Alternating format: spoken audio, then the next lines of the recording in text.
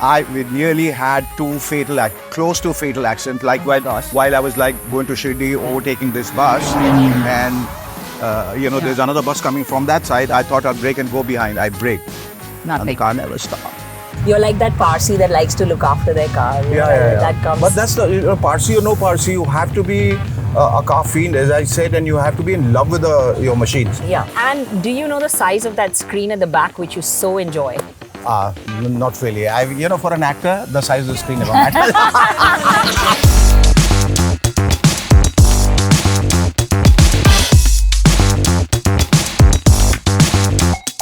Renuka Kirpalani, and welcome to History on Wheels. I'm supercharged for today's episode because we have a very exciting car. Now, from horseless carriages to the electric fast cars of today, every car has a story to tell. I've been doing automotive journalism for 20 years and I'm still as excited as I was on day one to tell the story of a car like this. Well, it's a special car and we have a special guest on today's episode. You all know him as an actor. But did you know he's also a petrol head? Well, we'd like to welcome Shekhar Suman. The car we have on today's episode has all the oomph associated with the brand,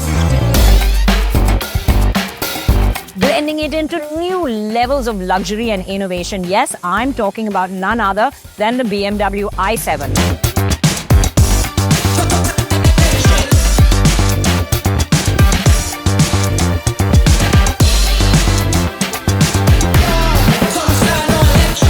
Now, before we dive into dialogue with Shekhar Suman, let's take a quick look into the history. BMW 7 Series has had a rich history. In fact, it has been the flagship of the company over the years, always being the one that brought the new design elements and the technological innovations to the public first before it filtered down through the series. Well, it all began way back in the 1960s when BMW was riding high on the success of its 6 platform. This platform was made to compete with the Mercedes-Benz luxury sedans and it did very well. But it was in 1977 that the 6 gave way to the 7 Series. In 1977, the OG 7 Series or the E23 was launched, taking over from the new 6 or the E3. At that time, this car was just minutely larger than our 3 Series of today. It came with a straight 6 engine and even turbochargers a little later on for more power. Then in 1987 came the E32. It had updated styling and a longer wheelbase made its debut on this version. It also had the first of its kind for German cars, a 5-litre V12. And while we talk about the sizes of grille on today's cars, it was probably in this version that the expanding kidney grills started. The third generation, the E38, came in 1995. Styling updates were just evolutionary, but there was more that happened under the skin. It had a 70% stiffer chassis, and there was uses of masses of aluminium in the suspension, which made it great for ride and handling. Stability control and sat-based navigation made their debuts in this version. In 2002 came the E65 with a crisp bangle influence. It had new headlamps, an offset boot lip, there was a sloping roofline at the rear, and of course those wonder kidney grills. The iDrive made its debut in this version. 2009 saw the 5th generation F01. It had fresh styling but not quite as path-breaking as its predecessor. Innovations included the rear-wheel steering, all-wheel drive, and radar-based cruise control. 2016 brought the G11 6th generation 7 Series. The carbon fiber chassis was the talking point, drastically reducing weight and adding rigidity. And in 2019, the massive kidney grille made its debut. And that brings us to 2022 and the current gen. Well, it also spawned the electric version and a host of other innovations. Well, the 7 Series continues to innovate even today. The E23 brought in onboard computers and service checks, but this 7 Series has brought in that 8K 31.3-inch screen in the back seat that hasn't been seen before. Well, we have that very special 7 Series with us, in fact the electric version, the i7, on our show today.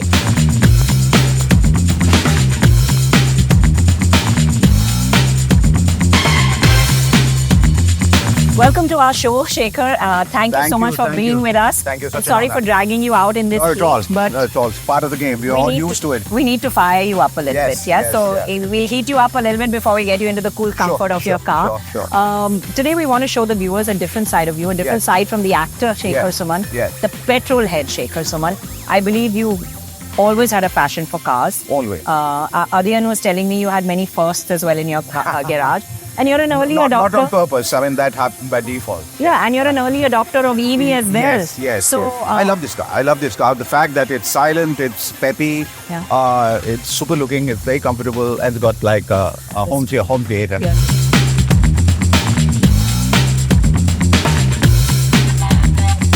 Tell me, where did this passion for cars, all boys love cars, but where did your I tell you a very passion get interesting ignited? story. When I was a kid, my father bought a Vauxhall, old one, vintage car. Wow. And, he bought it for, I think, about $2,000 then. Okay. It was a second-hand car.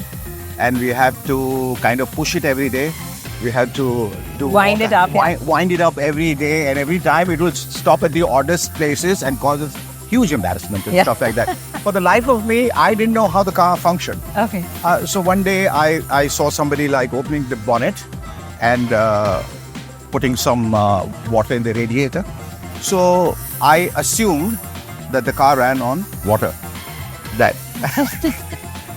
Don't we all wish that it did? Yeah. I was a visionary then. And so when in one of these hot afternoons, when small sleepy town people normally take a siesta between 2 and 4, I thought that I'm going to do a favor to my dad. So I forgot all about the radiator bit. I opened the petrol tank and I filled in 2 buckets of water. That's the end of that Vauxhall. That was the end of the Vauxhall. That it packed up for life. Yeah. And for 2 years after that, whenever my dad saw me anywhere, he came and he tweaked my ear. He would slap me or screwing up the car. This is a very strange way for love to begin with cars. Yeah, that's how that. And then I sort of made a promise to my dad, so that whenever there is a car that is invented that ran on petrol, I'll gift you the first car. Unfortunately, that didn't happen. I'm still waiting for that day to come. Yeah. But that's how the love, When there's a car that ran on water, you mean? Yes. See, now you've been so well trained to say petrol that petrol comes out automatically. I ran on all that tweaking of your ears from your dad has changed you.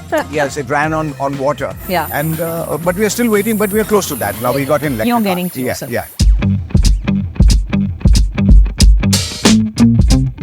Which was your first car that you bought? Like when you first bought a car? This was a second-hand Fiat.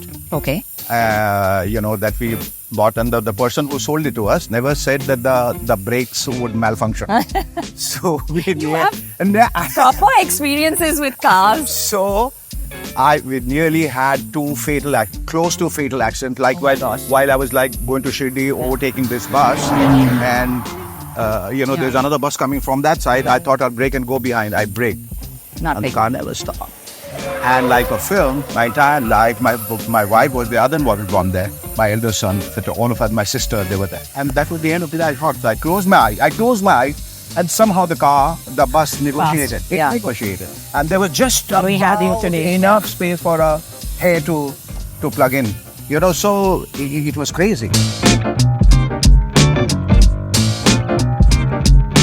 But that's how I started, and I said, now I have to buy my own car. So it was 1985. I bought my first Premier Padmini.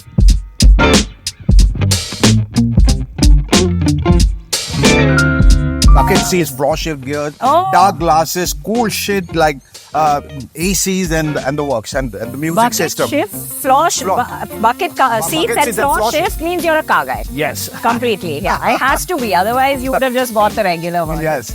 Well, let's get you into the car and out of the sun, and let's drive, and we'll chat a little bit more on the way. Yeah. I don't want people sort of eating, smoking or anything. And I said, they're going to put cameras in my car. Are you sure they're going to vandalize it? No. They said, yes. My God, every time my heart bleeds, and every time these guys, especially when you're going on these valleys and all that, banging the doors.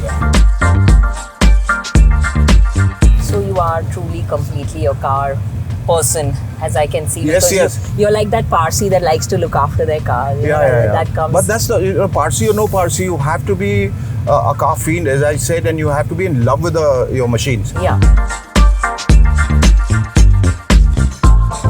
Had a bike, I would be polishing it, cleaning it, looking after it like a baby.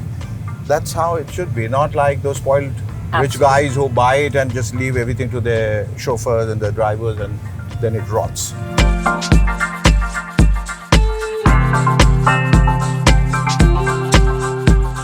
So what made you like EV? A lot of people are worried about range and stuff like that. What made you decide to buy an EV? I guess that first of all, it's innovation. It's something that you need to align yourself with the technical advancements that's happening in our country, all over the world. And these cars are very smooth. There is just no sound.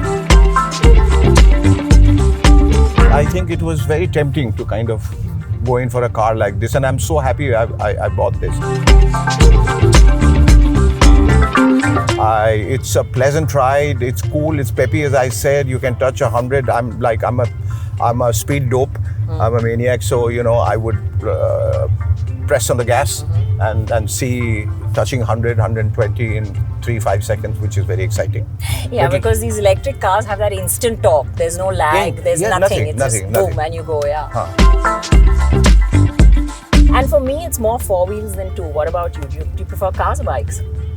I was initially a bike guy. In the my entire courtship was done on a bike, and those crash helmets and speeding up and taking off the mufflers and creating that racket. You were dating your wife on a bike and enjoying. Bike is very adventurous. Yeah. But as you grow up, as you mature, you need comfort, and you travel with your family, so it's not possible when you have a bike, so you need to get into a car.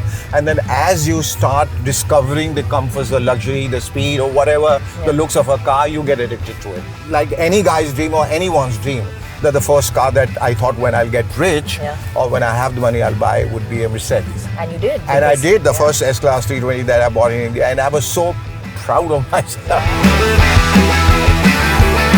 In cars, we all talk about how far they've come. Like this car, everything's touch, everything's on physical buttons from old days where you had to manually operate everything. Yeah. In movies, you're doing quite the reverse. You're going back in time, to like a Nawabi era. Is it hard to? We are so used to our everyday. That's a challenge that every actor should take on, because playing contemporary characters is very easy. Sort of give it a psychological twist, and then you got it. Modern clothes, etc. Everything to get the demeanor, the idiosyncrasies, the mindset of a Nawab is, something else. So as an actor, you have to do a lot of research. You have to sort of dig into your emotional memory. You have to try and understand if you have met such characters, if you have seen these characters in movies and theatre, have you read about them, and all of that, you realize that you've had very, very exciting for an actor to get into that period zone and dig out these characters. Very, very exciting, very challenging as well. Yeah. So like the German precision, very precise in everything that they did, and also very royal and very luxurious and very, elevated, I guess. Precisely. Let me ask you a question. Yeah. I mean, normally cars and stuff like this is not a woman's bastion. It's it's a very male domain. Yeah. What got you interested in cars? Well, my dad, because he used to build race cars, tune race cars, he used to rally race himself. So I kind of grew up around all of that all my life, and became very mechanically minded, because that was what, like after school, if I was picked up, I'd be given some part of a car to open out and just keep me busy. So you would be tinkering around with the car? Yeah, so I've been tinkering around cars, and whatever I've learned, it's not out of mechanical engineering, but on the field, working with my dad, opening out cars, closing them, building them. So that's how I kind of It's all about horsepower, but given the choice between a horse, a beautiful stallion, and a beautiful car, which one would you choose? I'm sorry, it's a car any day for me. Car is a car is a car. Car is a car. Car is a car.